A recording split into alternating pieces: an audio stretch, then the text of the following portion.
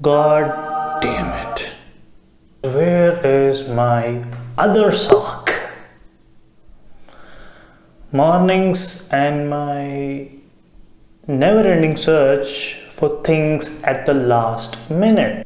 I am almost positive that despite all of my precautions, I would have reached my office forgetting something or the other. Be it my wallet, home keys, watch, forgetting to charge my phone, my personal favorite, company ID card.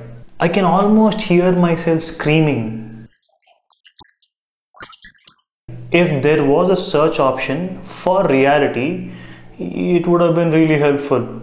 Okay, maybe this is first world problems, but then again, the struggle is real.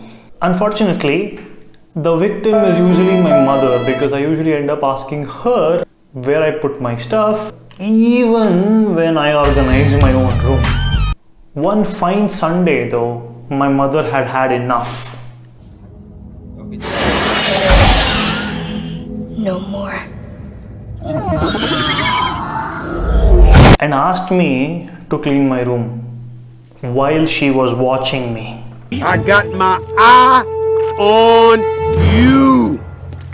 When I was organizing my room, my mother was so particular about where something has to be. She had a slipper in her hand all the time. I always thought, and even today I still do think, that cleaning is overrated. Okay, maybe not cleaning, but definitely organizing is overrated because of three reasons. One, it's a colossal waste of time.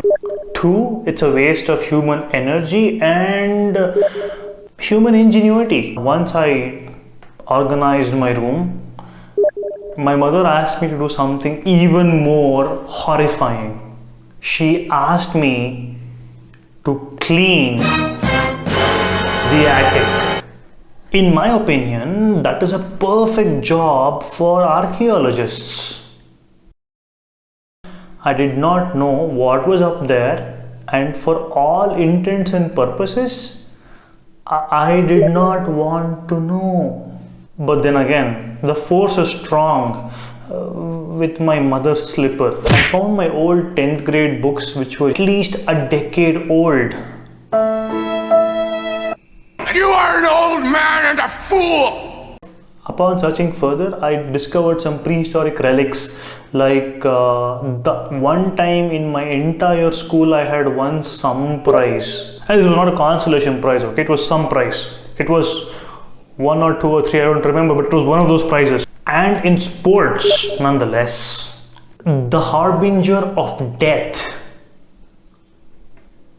Progress report. And the overhyped scrapbooks that we collected, information of our friends. I don't know, I never saw it again, ever. This was the only time. Perhaps the most embarrassing of them all, school photos with me in my shorts. Embarrassing to the core. I did the only logical thing. I secretly burned them. Then came an old custom printed paper, which was amazing because it was my really old timetable. Flashback time. 6th grade, I was having fun at school, loafing around, being just a happy soul. Yeah, not really. But let's just buy that for a moment. Then there were these extracurricular activities. The teacher came to our class and said, you are kids and you need to learn how to manage your time. So she said, we'll talk about the concept of timetable. This obviously had the most expected reaction from me. I resisted it as if my life depended on it.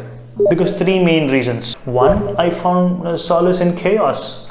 Oh, and you know the thing about chaos? It's beer. Two, it was exciting not knowing what happens next.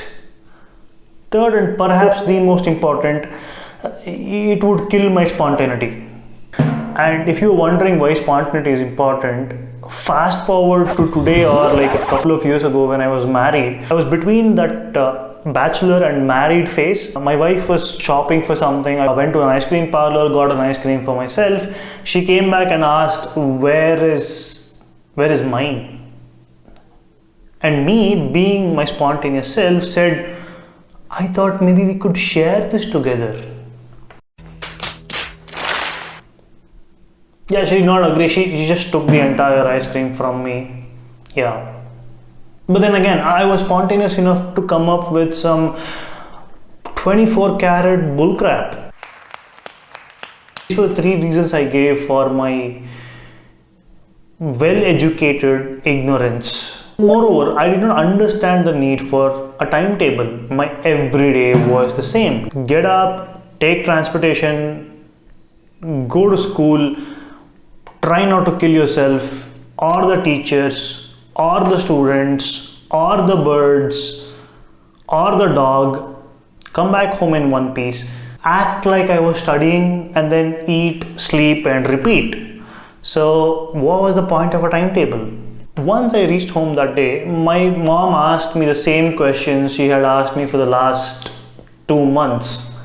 What do you want for breakfast tomorrow? It's not that she did not know, she cooked it. Duh. She gave this one decision to me so that it would be easy for her. Yeah, me crying, ranting, screaming and throwing tantrums had nothing to do with it. She just recognized my genius and made me in charge of breakfast. Now, when you're a kid, having a choice is always good. So I realized that this routine was becoming extremely boring. It was always challenging for me to think about breakfast, and if anyone knows anything about me, challenges, I hate them. No, I don't like challenges at all.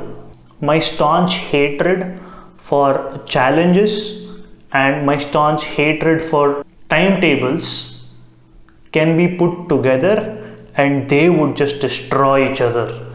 Now it finally made sense. Minus into minus was plus.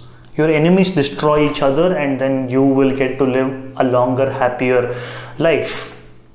Okay, I took the history route to understand math. My mother sat down with me, helped me, doodle out the timetable, and I told her, like, why don't we do something like this for our breakfast arrangement as well, so that you never have to ask me again.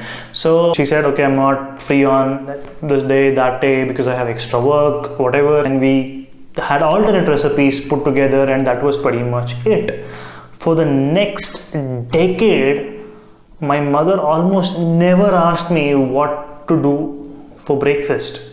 My genius was unparalleled when I was a kid. Seriously. I think education ruined me. Yep.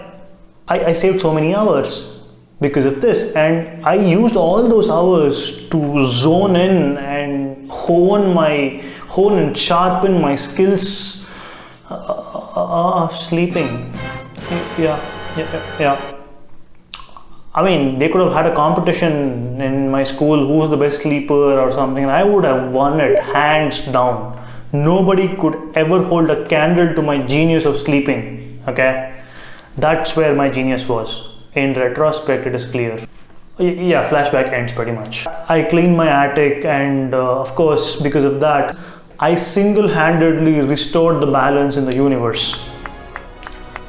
You know what? I'm gonna start being organized from today, from now on. Yes. A few moments later. Comment and